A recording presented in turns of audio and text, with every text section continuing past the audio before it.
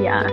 Was that decision like for you personally and professionally to sort of shutter something that had been such a focus for you, and had made so much progress on and gotten so much generated so much energy around?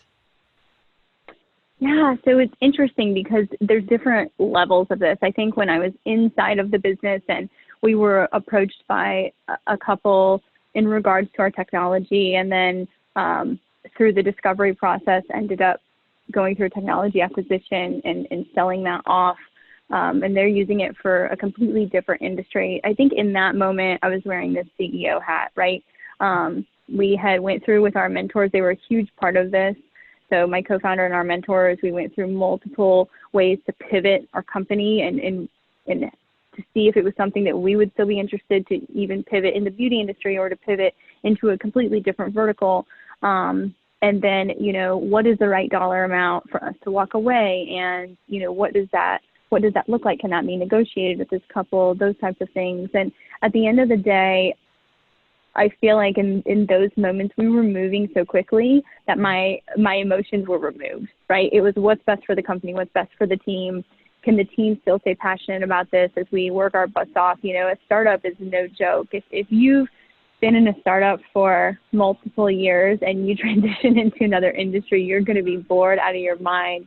You don't realize how scrappy you are, how hard you're working on a daily basis. And, I love that drive, but it was definitely in the moment to make this decision, and we voted on it and we felt good about it. I think a few months after it was over is when I started having like this extreme identity crisis. I was like, okay, this was my identity for the last 2.5 years. What is next?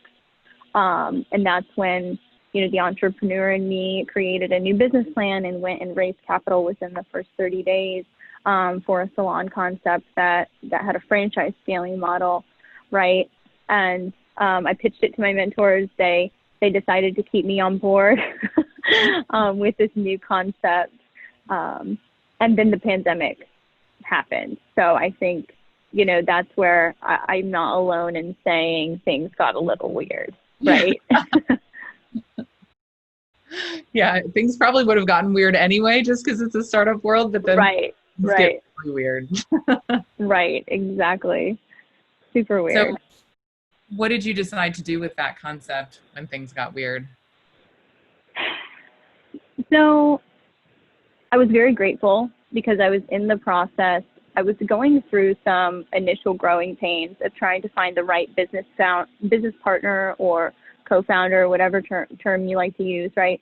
And I had some really high expectations. I had an amazing co-founder in Macie that we had opposite skill sets. We still ran at the same speed. We could manage different departments. She could show up for me if I couldn't show up. We mirrored each other, and we complemented each other in so many ways. And so I had that extreme standard, but also this was a very specific target market.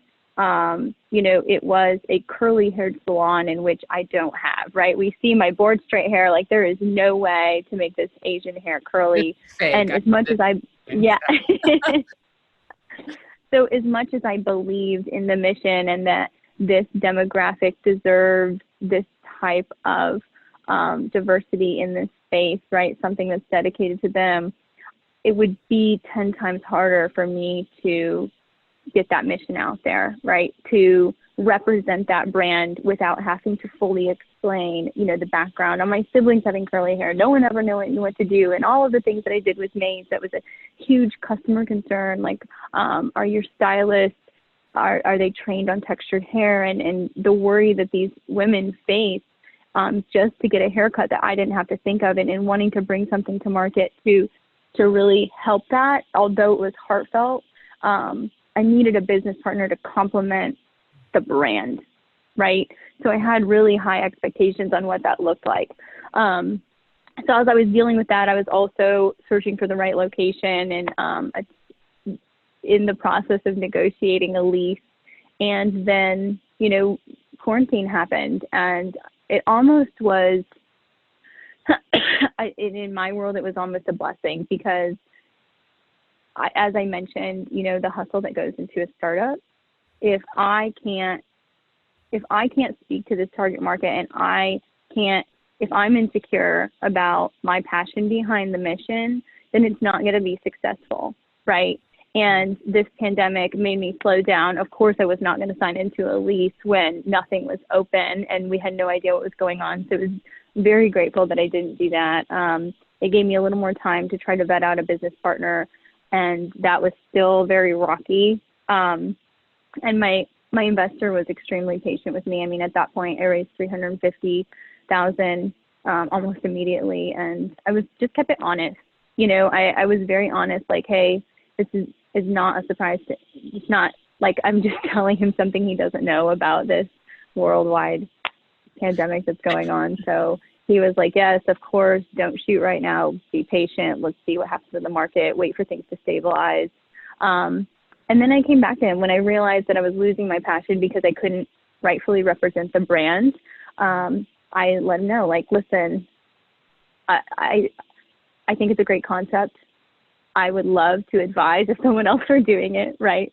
Or if that chapter reopens some other time in my life. But I wanted to stay in good graces with my investor because, as any other serial entrepreneur knows, I will have a million other ideas, right? So if this one wasn't aligning, I wanted to be truthful. And I also started semi-entertaining the idea of helping other founders fundraise. So I knew I wanted him in my arsenal for a later time. Right.